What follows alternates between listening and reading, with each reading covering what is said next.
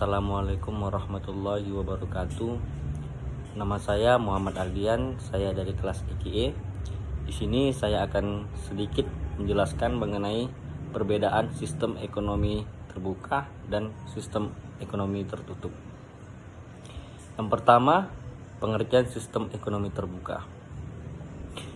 Perekonomian terbuka adalah perekonomian yang melibatkan diri dalam perdagangan internasional, ekspor dan impor barang dan jasa serta modal dengan negara-negara lain.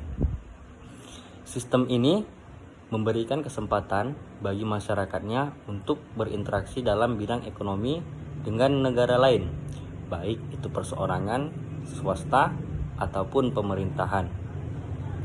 Kegiatan ekonomi tersebut bisa dalam bentuk perdagangan produk, barang, dan jasa, pertukaran teknologi, dan sebagainya. Dalam perekonomian terbuka, beberapa produksi dalam negeri diekspor atau dijual di luar negeri, dan di samping itu ada juga barang-barang di negeri itu yang diimpor dari negara lain. Faktor-faktor yang bisa menyebabkan perdagangan internasional yaitu sebagai berikut. Yang pertama, perbedaan dalam faktor produksi. Yang kedua, motif keuntungan yang diperoleh dalam perdagangan. Yang ketiga, perbedaan dalam tingkat kelangkaan. Yang keempat, perbedaan komparatif dari harga barang. Yang kelima, perbedaan dalam kemampuan untuk produksi. Adapun beberapa keuntungan dari sistem ekonomi terbuka ini adalah: yang pertama, memperluas pasar produk barang dan jasa perusahaan dalam negeri. Yang kedua, warga dari negara tertentu memiliki banyak pilihan atas barang dan jasa untuk aktivitas konsumsinya. Yang ketiga, kegiatan impor barang atau jasa dari banyak negara memungkinkan keuntungan tersebut. Selanjutnya, beberapa kerugian dari sistem ekonomi terbuka, diantaranya yang pertama, berdampaknya kebijakan negara tertentu terhadap negara lainnya. Dengan hubungan kerjasama yang sudah dibangun, tentunya suatu negara telah memiliki keterikatan dengan negara lainnya, sehingga apabila suatu negara tengah dilanda permasalahan perekonomian ataupun keuangan, tentunya negara-negara yang menjalin kerjasama dengan negara lain juga menerima dampaknya. Yang kedua, produk lokal kurang berkembang dengan penerapan sistem perekonomian terbuka ini, dikarenakan suatu negara telah terbiasa untuk mengimpor berbagai barang ataupun kebutuhan yang berasal dari negara lain.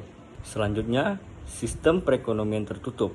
Sistem perekonomian tertutup adalah swasembada, yang berarti tidak ada impor masuk ke negara itu dan tidak ada ekspor meninggalkan negara itu.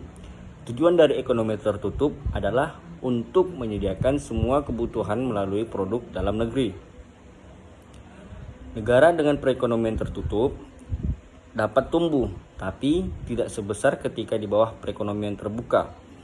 Untuk menumbuhkan perekonomian domestik, negara tersebut bergantung pada konsumsi rumah tangga, investasi bisnis, dan pengeluaran pemerintah. Semua input produksi berasal dari dalam negeri. Begitu juga investasi di dalam perekonomian hanya mengandalkan tabungan nasional tanpa aliran masuk modal asing. Adapun keuntungan sistem perekonomian tertutup ini adalah: yang pertama, perekonomian yang lebih mandiri, di mana perekonomian tersebut memenuhi semua kebutuhan dari sumber daya domestik. Yang kedua, tidak ada tekanan produk impor, di mana produsen dalam negeri tidak menghadapi persaingan dari produk luar negeri yang lebih murah. Selain keuntungan, kerugian sistem perekonomian tertutup adalah: yang pertama, pertumbuhan terbatas, kurangnya sumber daya domestik, faktor produksi dan modal-modal keuangan membatasi perekonomian untuk berkembang. Yang kedua, lebih sedikit variasi produk, pasokan hanya berasal dari produksi domestik. Yang ketiga, dikucilkan dari pergaulan internasional. Perdagangan internasional muncul karena negara-negara saling membutuhkan.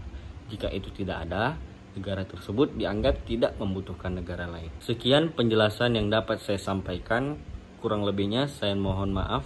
Assalamualaikum warahmatullahi wabarakatuh.